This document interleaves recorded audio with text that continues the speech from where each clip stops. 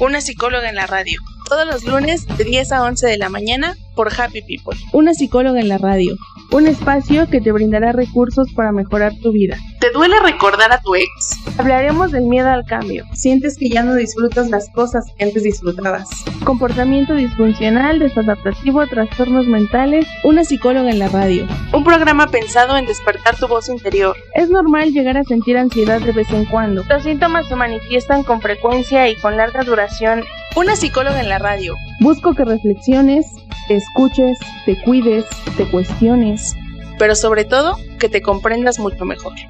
Una psicóloga en la radio.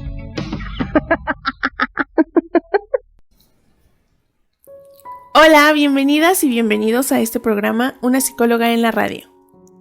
Yo soy la psicóloga Erika García y estoy muy contenta de poder compartir contigo otra semana en este espacio que te brindará recursos para mejorar tu vida a través de actividades, introspección, sugerencias y herramientas.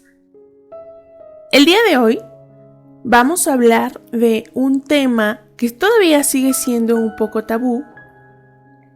Vamos a hablar de las autolesiones. ¿Y por qué digo que es un tema tabú? Porque existen muchas personas que no saben o no sabían que la conducta que estaban haciendo era una conducta autolesiva. Así que hoy vamos a hablar de la autolesión. ¿Qué es la conducta de autolesión? La autolesión es cuando una persona se corta, se quema, golpea, rasca, introduce objetos afilados en el cuerpo, se arranca el cabello, se muerde, se talla o se rasca la piel. Esto es para hacerle frente a un dolor emocional que no han podido manejar de otra manera y no tienen la intención de quitarse la vida. La autolesión es un acto deliberado que destruye o altera el tejido del cuerpo, dejando o no una marca. Suele ser una conducta repetitiva que intenta aliviar el dolor emocional. Las personas que se autolesionan viven las emociones como intolerables, porque no han sabido o podido manejarlas o expresarlas de una manera adecuada. Por ejemplo, la tristeza, ansiedad, miedo, enojo, soledad, frustración, apatía. Y es importante recalcar que las personas que se autolesionan no tienen la intención de quitarse la vida. Es un método que adoptaron para poder manejar mejor su dolor emocional, porque les permite evitar lo que están sintiendo y seguir funcionando. Se estima que el 10% de los adolescentes en México se autolesiona. Y por eso es importante hablar de la conducta autolesiva. Las autolesiones se pueden considerar un síntoma. O sea, que nos indican que algo está pasando con la persona que lo lleva a hacerse daño. Ese algo que le está pasando puede relacionarse con una situación o experiencia dolorosa o una baja tolerancia a la frustración. Existe una clasificación de conducta autolesiva en la que se considera el estado mental y emocional que lleva a la persona a hacerse daño y el nivel de daño en el tejido del cuerpo. Y se clasifica en 3 tipos: típica, psicótica y orgánica. Vamos a ver una por una. La primera es la autolesión típica, también conocida como autolesión moderada o superficial. Aquí la herida es lo suficientemente severa como para causar daño a los tejidos del cuerpo y va a dar como resultado una cicatriz o una marca. Pero la mayoría de las veces es superficial y no requiere de atención médica. Se puede llevar a cabo de una manera compulsiva, episódica o repetitiva. Y es en la que nos vamos a enfocar en el programa de hoy. Por otro lado, tenemos la autolesión psicótica, atípica o mayor. El término psicótico suele asustar mucho a la gente, porque la persona psicótica pierde el contacto con la realidad y se caracteriza por dos síntomas principales: el delirio y las alucinaciones. Y bueno, debido a la pérdida de contacto con la realidad, las autolesiones que ocurren en este estado tienden a ser extremas. Por ejemplo, amputación de las partes del cuerpo, castración, etc. Y el tercer tipo de autolesión es la autolesión orgánica o estereotípica. Este tipo de autolesión es un comportamiento común en personas con retraso mental o con distintos síndromes genéticos como el autismo o el síndrome de Down, en el que tienden a autolesionarse de maneras particulares. Por ejemplo, se golpean la cabeza, se dan cachetadas, se muerden los labios, etc. Y aquí la autolesión responde a dos funciones primarias: la autoestimulación y obtener un refuerzo positivo o negativo. Recuerda que en el programa de hoy nos vamos a enfocar únicamente en las autolesiones típicas, que son las más comunes. Es común que las personas que se autolesionan lo hagan en secreto por un tiempo, a veces un periodo prolongado, y es una conducta que se presenta en todos los niveles socioeconómicos. Las autolesiones también tienen otros nombres como automutilación, autoflagelación, autodaño, conducta parasuicida, violencia autoinfligida, cutters, etc. Pero todas se refieren a lo mismo, a la autolesión. Cuando una persona se siente sola, triste, ansiosa, frustrada, enojada, con un vacío existencial o anestesiada emocionalmente, busca una forma de expresar y manejar esos sentimientos, ¿no? Hay personas que los manejan hablando, escribiendo, meditando, reflexionando, o simplemente llorando o escuchando música. Y hay veces en las que esas formas de manejar los sentimientos parecieran no funcionar. Y poco a poco se quedan como en una tormenta emocional. Y para evitar sentirse mal emocionalmente, recurren a otras conductas, como apostar, beber alcohol o consumir sustancias nocivas, a purgas, a vomitar, a fumar, hacerse cortadas, ejercicio excesivo, quemaduras, golpes, arrancarse el cabello, trabajar en exceso. Y estas conductas tienen en común que ayudan a evitar los sentimientos y producen una sensación placentera que va cubriendo la realidad. Algunas son socialmente más aceptadas, como el trabajo y el ejercicio excesivo, mientras que otras se consideran enfermas por vomitar o los cortes en la piel. Lo cierto es que estas conductas pueden poner en riesgo la vida. Un corte mal hecho, el beber alcohol o estar bajo una sustancia, puedes tener un accidente. Hay otras que ponen en riesgo la vida a largo plazo, como fumar porque te puede dar enfisema pulmonar o cáncer. Como lo mencioné hace un rato, la autolesión es un síntoma de un problema emocional que no se ha expresado o detectado. Por eso, las conductas autodestructivas no solucionan el problema emocional. Funcionan a corto plazo, pero solo evaden, cubren o enmascaran el dolor emocional, permitiendo que la persona pueda funcionar y relacionarse con los demás. La doctora Dora Santos, en su libro Autolesión, ¿qué es y cómo ayudar?, diseñó un ciclo de autolesión y hoy voy a retomarlo para que haya más claridad. Si quieres ver el ciclo, a la par que lo estoy explicando, lo acabo de publicar en mis redes sociales. Me encuentras como Psic Erika García, Erika solo se escribe con K, o como una psicóloga en la radio. Si no tienes oportunidad de verlo, igual lo voy a explicar lo más detallado posible.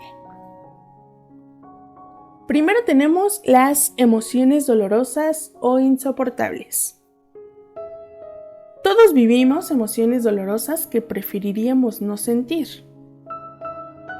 Estas emociones surgen por recuerdos o acontecimientos que nos pueden generar sentimientos intensos como miedo, estrés, rabia, vergüenza y la sensación de no tener el control sobre lo que nos rodea. Esto puede resultar en estados de ánimo intolerables, así que comienza la tensión y el sufrimiento.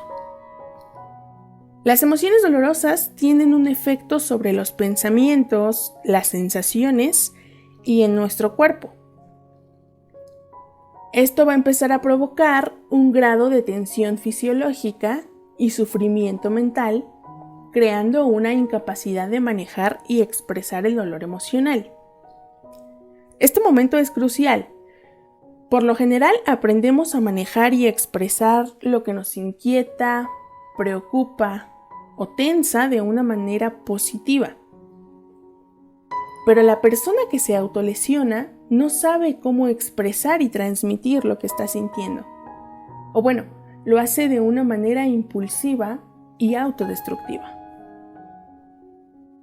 Entonces, aumenta la tensión y el sufrimiento como consecuencia de no comunicar el dolor emocional y aumenta todavía más la tensión y el sufrimiento, lo que a su vez va a hacer que aumente el dolor emocional y la persona se sienta la necesidad de parar esa tormenta emocional.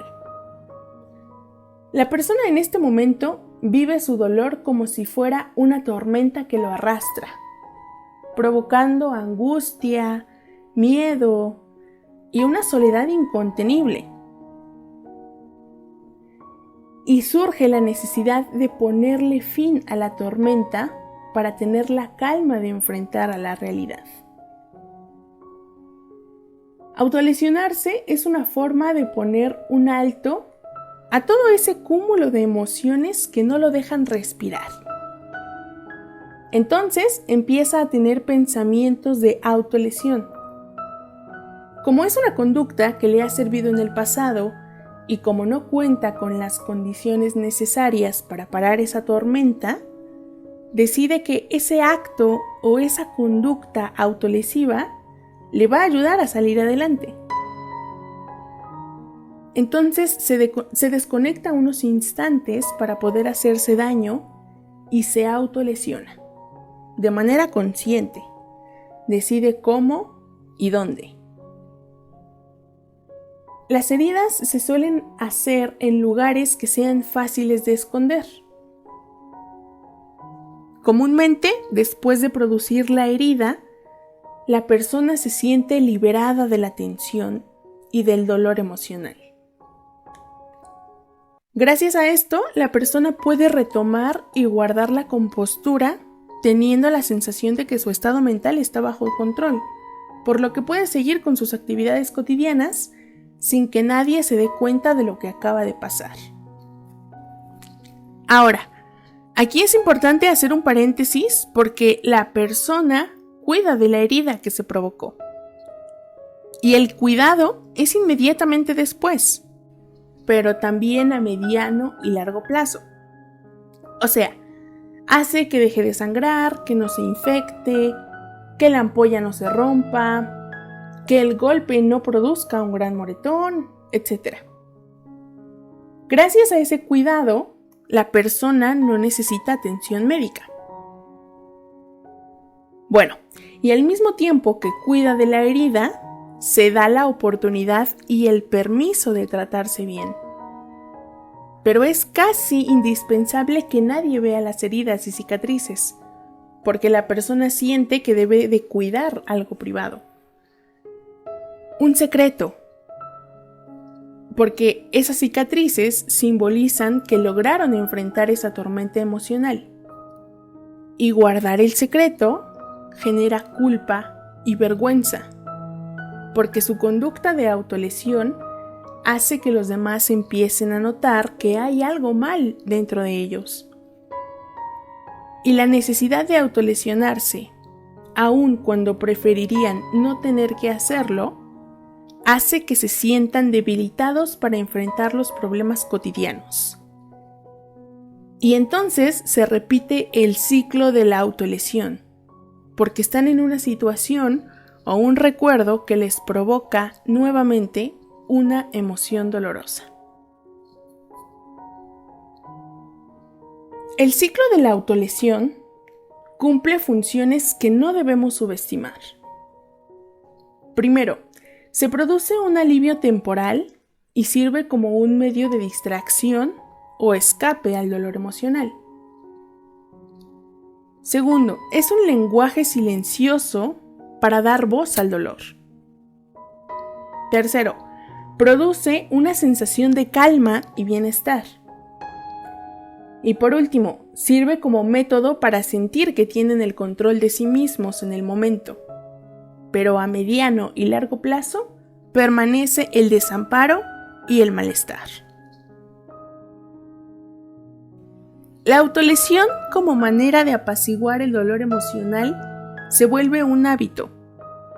Y cuando la persona sabe que no puede recurrir a lesionarse cuando la necesita, la persona se siente amenazada y perdida. Y es que recordemos que una persona que decide autolesionarse lo hace para enfrentar una situación dolorosa.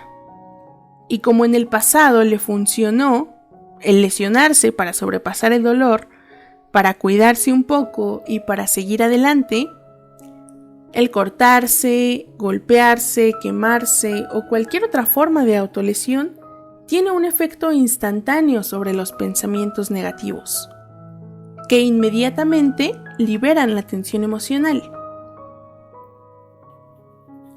Y puede ser difícil entender que el violentar el cuerpo logre este efecto. Para saber cuál es el punto en el que se podría romper el ciclo de la autolesión, primero hay que recordar que parte del mismo es inevitable.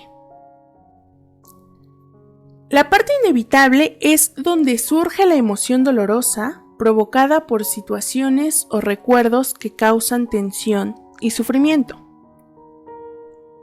Una vez que detectamos la situación o el recuerdo que provoca sufrimiento, hay que enseñar y ayudar a la persona a comunicar y manejar las emociones dolorosas. Así se puede romper el ciclo. Si la persona logra identificar, expresar y controlar lo que está sintiendo, empieza a bajar la tensión y el sufrimiento. Si no logra identificarlo, será más difícil tratar de romper el ciclo más adelante, porque las emociones y sentimientos van aumentando. Mientras no se tenga control sobre la autolesión y se solucione el problema de raíz, la persona sigue dependiendo de la autolesión para enfrentar su situación emocional. Y ya para finalizar el programa, me gustaría hablar de los mitos y realidades de la autolesión. Vamos con el mito número 1. ¿Los tatuajes y perforaciones son una forma de autolesión? ¿Ustedes qué dicen? ¿Sí o no? Pues es falso, porque estas prácticas no se consideran como conductas de autolesión, ya que se hicieron por diferentes razones, como para expresar la imagen de sí mismos o por razones estéticas. Es algo que quieren hacer y están orgullosos de hacerlo. Incluso muchas veces se tatúan o perforan en compañía de amigos o familiares. Y recordemos que una persona que se autolesiona normalmente lo hace a solas. Prefieren mantenerlo en secreto y preferirían no tener que lesionarse.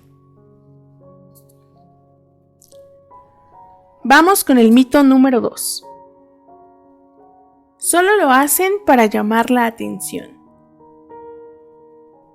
¿Será cierto o falso? Es falso. El 90% de los jóvenes lo mantiene en secreto por meses o años antes de contarlo. Y el tener esta creencia solo corta las vías de comunicación, reforzando la conducta. Porque cuando la persona percibe que hay desprecio, porque parece que solo quiere llamar la atención, se pierde la oportunidad de ofrecer ayuda y el apoyo que necesita para hablar de lo que le está pasando. Así que es mito que solo quiere llamar la atención. Es falso. Mito número 3. Solo se autolesiona para hacer lo mismo que sus amigos y así sentir que pertenece al grupo. ¿Usted qué dice? ¿Verdad o falso? El 52% de los adolescentes que se autolesionan dicen haber aprendido la conducta por medios de comunicación o a través de algún amigo. Esto quiere decir que la primera vez que una persona se autolesiona, sí, puede ser por imitación, pero la única razón por la que la persona continúa con la conducta en repetidas ocasiones es porque le ayuda a manejar y evitar su dolor emocional. Así que este mito también es falso.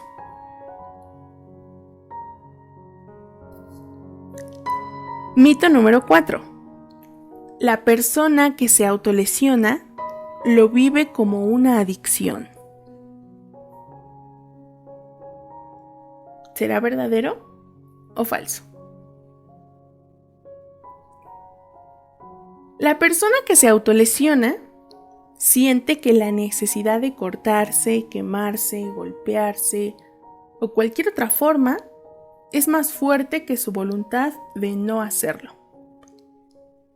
Siente que si se restringe de hacerlo, se va a sentir peor aún cuando esté estable.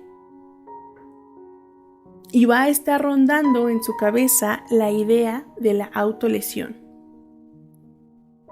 Es por eso que ve esta conducta como una adicción. Este mito es verdadero. Y por último, mito número 5. El que se autolesiona es porque le gusta el dolor físico. Es falso. La persona que se autolesiona no busca sentir dolor. La persona que se autolesiona está buscando formas de aplicar su dolor emocional porque no tiene las herramientas ni habilidades adecuadas para comunicar las emociones que les son intolerables. Más de una vez hemos dicho o escuchado alguno de estos mitos. Por eso hoy quise venir a desmitificarlos, porque la conducta autolesiva es un tema serio que hay que tratar. Y bueno, eso fue todo por el día de hoy. Espero que este programa te haya ayudado a conocer y comprender la conducta autolesiva. Si tienes alguna duda, si quieres que hable de algún tema en específico o quieres iniciar tu proceso psicoterapéutico, puedes contactarme a través de mis redes sociales. En Facebook, Twitter, Instagram y YouTube me encuentras como Psic Erika García. Recuerda que Erika solo se escribe con K. O también me encuentras como una psicóloga en la radio. No olvides sintonizar el programa todos los lunes de 10 a 11 de la mañana por Happy People Radio. O puedes escuchar la repetición de este y programas anteriores en mi canal de YouTube. Muchas gracias por sintonizar mi programa Una psicóloga en la radio. Yo soy la psicóloga Erika García y fue para mí un placer compartir contigo esta información. Me ayudas mucho recomendando el programa y la información con tus amigos, compañeros, familiares o con las personas que creas que puedan necesitarlo. Yo te espero aquí la próxima semana de 10 a 11 de la mañana o en cualquiera de mis redes sociales. ¡Adiós!